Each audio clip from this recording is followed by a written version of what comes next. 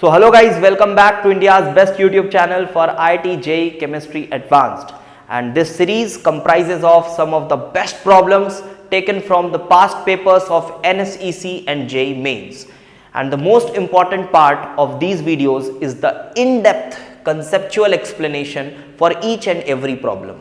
And for that reason, you guys must watch the videos till end.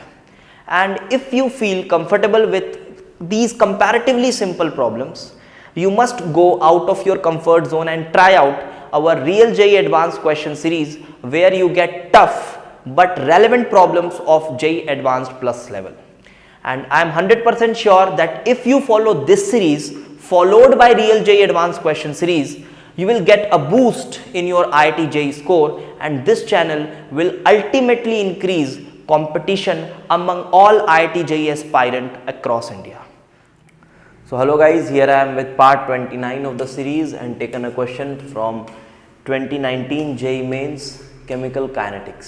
चलो देखते हैं, इसको सॉल्व करते हैं, थोड़ा फॉर्मूला वगैरह रिवाइज होगा, छोटी मोटी जो कन्फ्यूजन है वो दूर होगी. So for the reaction, this a zero order reaction, the initial, अब यहाँ पे reaction नहीं है, ये concentration है.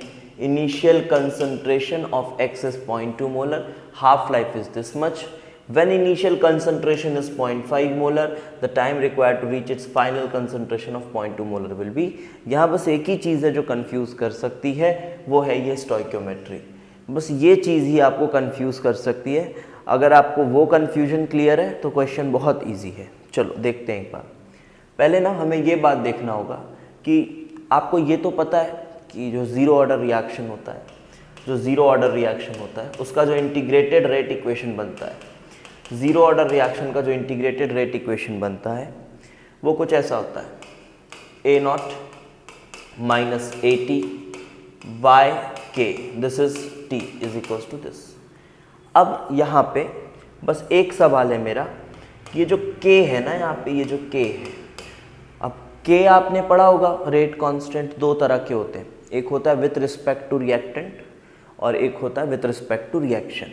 ठीक है, तो अब यहाँ पे आपको ये पता होना चाहिए कि ये जो K है ये क्या है, तभी आप ये स्टोइकियोमेट्री को लेके कंफ्यूज नहीं होंगे. तो मैं बता दूं आपको, ये जो K यहाँ पे होता है, this is with respect to reactant. ठीक है, that is with respect to X होता है यहाँ पे ये K. ये कैसे हुआ सर? देखो, ये डिपेंड करता है कि जब आप इसको डिराइव करते हो ना शुरुआत में, तो आप क्या लिखते हो, rate is equals to K into x की पावर 0, या फिर यहाँ चलो A मैंने लिखा है तो यहाँ मैं A लिख देता हूँ, ज़ीरो ऑर्डर रिएक्शन है. और जब आप ऐसा करते हो, और रिएक्शन कुछ भी है, रिएक्शन है मान लो Na गिव्स प्रोडक्ट, ऑल्दो यहाँ पे N इसकी स्टोइकियोमेट्रिक कोएफिशिएंट है, बट जब आप यहाँ रेट लिखते हो तो आप ऐसा लिख देते हो minus DA by DT is equals to K into A की पावर 0, और A की पावर 0 को हटा देते हो. तो जब आप यहाँ ये क्या लिख रहे हो, डेफिनेशन किसका ये रेट ऑफ रिएक्शन तो नहीं है, ये है rate of disappearance of A. तो आपने जब rate of disappearance of A लिखा है, तो यहाँ जो K है वो भी विथ रिस्पेक्ट टू A है. आपको ये बात आपने पढ़ी होगी, पहली दूसरी क्लास में केमिकल काइनेटिक्स के पढ़ाया जाता है, और ये बहुत कंफ्यूजिंग लगता है शुरू में पढ़ते वक्त, लेकिन एक बार अगर आप पढ़ लेंगे तो आपके दिमाग में अच्छे से सेटल हो जाएगा. तो this K is actually rate constant with respect to A. तो ये वही है K. तो इसमें अब कोई कंफ्यूजन नहीं है. इसका ये मतलब समझ में आता है कि कुछ भी स्टोइकियोमेट्री हो, हमें नॉर्मली ये फॉर्मूला यूज़ करना है. स्टोइकियोमेट्री N हो, फिर भी आपको यही फॉर्मूला यूज़ करना है नॉर्मली. यहाँ पे कोई 2 लगाने की ज़रूरत नहीं है. आई होप ये बात आपको क्लियर हो गई होगी.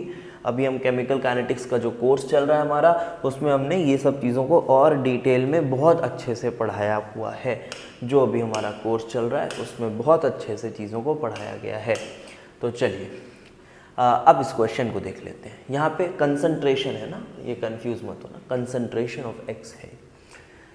सो पहले तो देखो, जब X इतना है तो हाफ लाइफ 6 आवर्स की है. तो मैं बोलूँगा हाफ लाइफ का फॉर्मूला क्या बनता है इसमें, X नॉट अपॉन 2k ये बनता है। अच्छा, ये 2 स्टोइकियोमेट्री की वजह से नहीं आ रहा है, ये नॉर्मली आप डिराइव करते हो उसी से आता है, तो ये मत समझना यहाँ स्टोइकियोमेट्री का 2 लगाया मैंने, ऐसा नहीं। तो यहाँ से बेटा ये k निकालूंगा मैं, ये k क्या है विथ रिस्पेक्ट टू x, तो k मैं निकाल लेता हूँ, k will be x not जो कि 0.2 यहाँ पे है, तो हाफ लाइफ है 2 into half life is 6 hours which is 6, this is 1/10, so k आ गया विथ रिस्पेक्ट टू x वाला 1/60, तो ये kx आ गया। नाउ अब मुझे दूसरा कंडीशन दिया हुआ है, अगर इनिशियल कंसंट्रेशन ये है, फाइनल कंसंट्रेशन ये है, तो मुझे बताना है कि टाइम कितनी लगी। तो आप इसका इंटीग्रेटेड रेट इक्वेशन यूज करिए, जहां पे यू विल गेट ये x not minus x upon k, यहाँ k रहता है, सिंपली k रहता है। अब आप यहाँ पे t पुट कर दीजिए, आपको टाइम चाहिए, तो just put the values, this is 0.5 minus 0.2, that will be 0.3 upon k, and k is 1/60 and that will make it 18, और आपका ये टाइम किस में आ जाएगा, ये आवर्स में दिया हुआ था, जी हाँ, तो ये भी आवर्स में आपको टाइम मिलेगा। So the correct answer is 18 hours. I hope you have understood the concept well. अगली वीडियो में मिलते हैं, and do share subscribe the channel. Okay, thanks for watching.